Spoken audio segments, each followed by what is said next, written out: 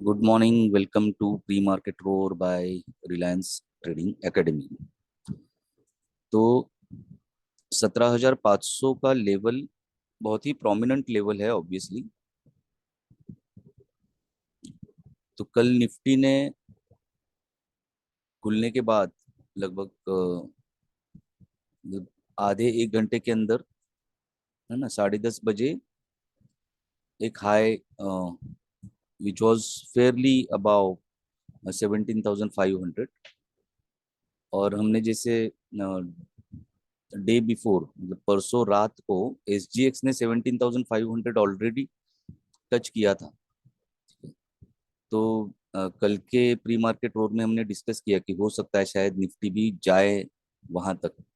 लेकिन 17,500 के ऊपर कल भी मैंने यही कहा था कि मार्केट को ऊपर पुश करने के लिए अभी पुश तो हो गए हम लोग ऑब्वियसली कि 16,800 का बॉटम लेने के बाद में बहुत अच्छा बाउंस ये हुआ है।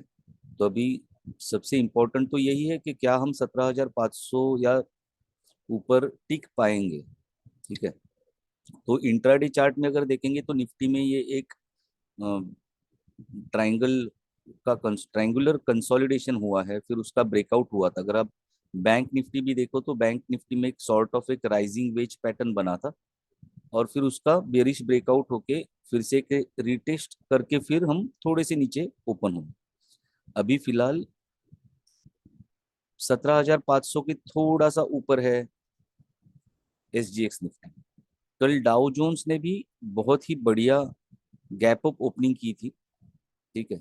लेकिन वहां पर ऊपर सस्टेन नहीं हो पाया। बहुत ही हाई वॉल्यूम्स के साथ में डाउ जोन्स ने गैप अप ओपन होने के बाद में एक शार्प फॉल दिखाया था। एक एक टाइम ऐसा था जब हमारा SGX निफ्टी भी लगभग मोर देन 100 पॉइंट्स डाउन था। ठीक है।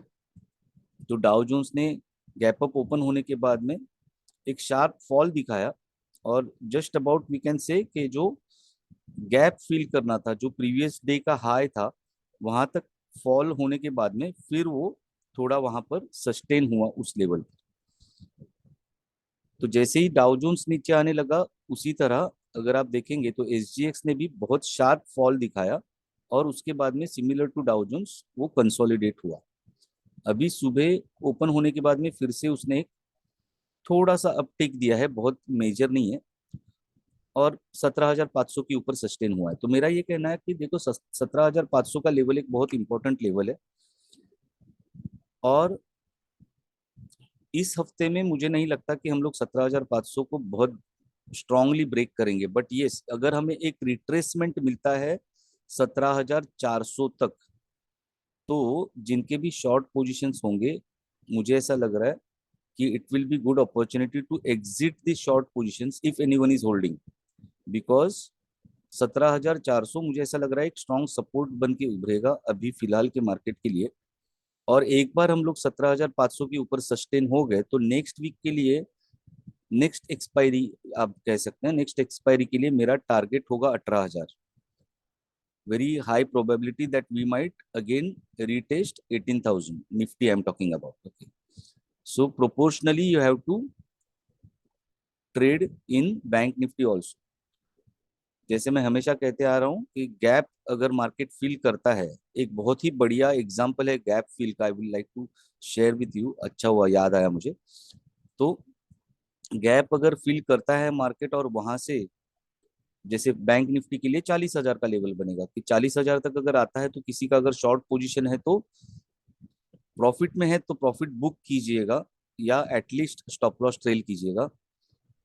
Obviously during the day hours data क्या निकल के आता है वो भी देखना काफी इंपॉर्टेंट होगा। तो अकॉर्डिंगली प्राइस एक्शन और डेटा देखकर you can make your decisions. But अभी जो फिलहाल नज़ारा दिख रहा है उस हिसाब से 17,400 निफ्टी के लिए और 40,000 बैंक निफ्टी के लिए should be a good level to exit your short positions. और गिरावट अगर होती है तो फिर हम फिर से एंट्री कर सकते हैं, लेकिन मुझे ऐसा लग रहा है कि फिलहाल यहाँ से। और सबसे इम्पोर्टेंट चीज जो उभर के आ रही है नजर आ रही है उभर के आ रही है इसमें कि कंसिस्टेंटली जो फॉरेन इंस्टीट्यूशंस है, FIIs जो है वो सेलिंग करते जा रहे हैं। लेकिन इन पिछले कुछ दिनों में जो हम लोग बाउंस देख रहे हैं मार्केट में, it is all because of our domestic institutions are buying. तो एक जो जंग है एफआईआईज और डीआईआईज के बीच में, उसमें फिलहाल हमारे डोमेस्टिक इंस्टीट्यूशंस जीतते हुए नजर आ रहे हैं। हालांकि जो फॉरेन इंस्टीट्यूशंस का सेलिंग प्रेशर है वो थोड़ा कम है, यूजुअल नॉर्मल से थोड़ा कम है। अगर उन्होंने उनका अगर सेलिंग प्रेशर बढ़ा दिया, then it will be again very interesting to see whether our domestic institutions will be able to sustain that selling pressure। तो हो सकता है कि जितने ऊपर की लेवल से उनको सेलिंग करने को मिले वो उतना ज्यादा सेलिंग करेंगे, सेलिंग प्रेशर बढ़ाएंगे, ऐसा भी हो सकता है। डोमेस्टिक इंस्टीट्यूशंस क्या वो प्रेशर झेल पाएंगे?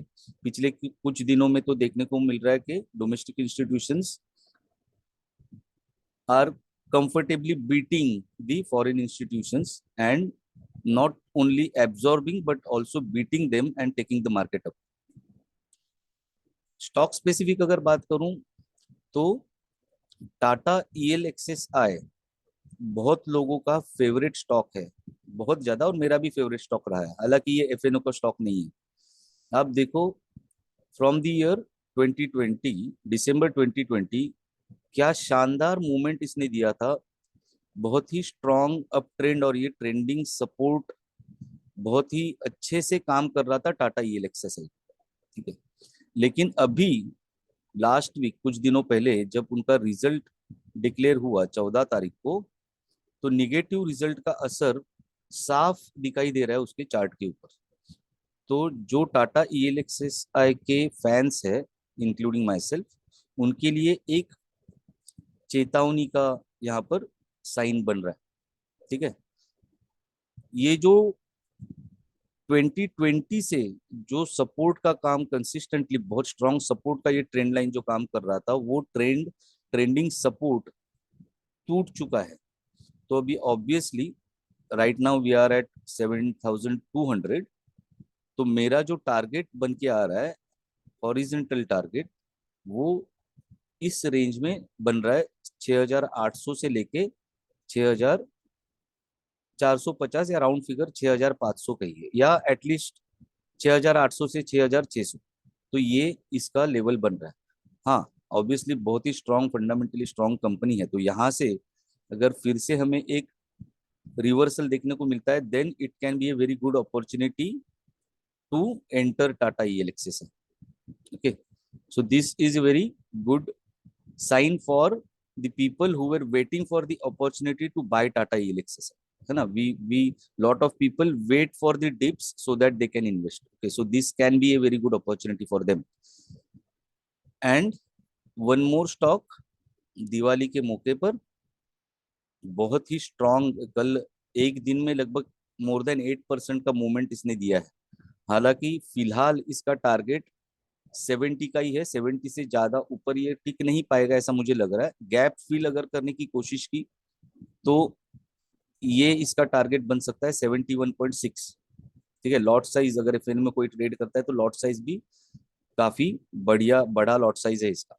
ठीक है, लेकिन अगर आप बड़े टाइम फ्रेम में, वैसे तो डेली टाइम फ्रेम में भी साफ दिखाई दे रहा है, लेकिन अगर आप वीकली टाइम फ्रेम में जाएंगे तो थोड़ा अच्छे से आपको यहाँ पर दिखाई देता है। यहाँ पर एक पैटर्न बना है। If anyone remembers whatever we have learned in the course, just have a look at this pattern. What is this pattern? And then where we are headed, okay, is what I want you all to analyze for yourself। This is the pattern which I can see very clearly। But for this month अभी ज्यादा दिन तो बचे नहीं इस महीने में, तो 27 तारीख का एक्सपायरी है, तो हो सकता है I will wait for the opportunity when BHEL comes back in this range around 65।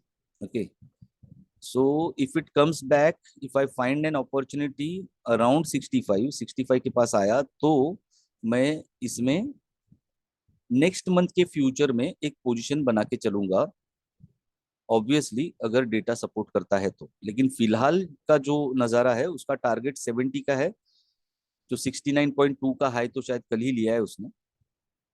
तो 70 और गैप फिल किया तो 71.6 तक ही जाएगा। तो वहां से अगर रिट्रेस होता है 65 पे आता है, 65 से ये जो मैंने रेक्टेंगल बनाया इस रेंज में आने के बाद अगर फिर से मुझे एक अपवर्ड मूवमेंट शुरू होती नजर आई तो मैं इसमें I will like to ride this opportunity. Okay. और मैंने जैसे आपको बताया था कि गैप फिल करने का, तो एक अच्छा एग्जांपल मैं आपको बताने वाला था। It was into sell. Okay. थोड़े छोटे टाइम फ्रेम में मैं आपको दिखाऊंगा। तो 15 मिनट। ओके।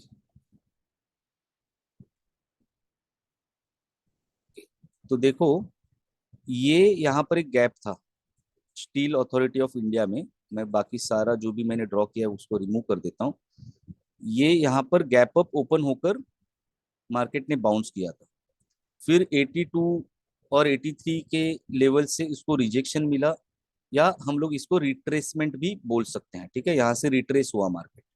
75 का स्ट्रॉन्ग सपोर्ट है फिलहाल इसको। जब मार्केट रिट्रेस हुआ, देखो इसका हाई क्या है, इस कैंडल का हाई क्या है, 76.25। मैं यहाँ पर एक लाइन ड्रॉ करता हूँ, 76.25।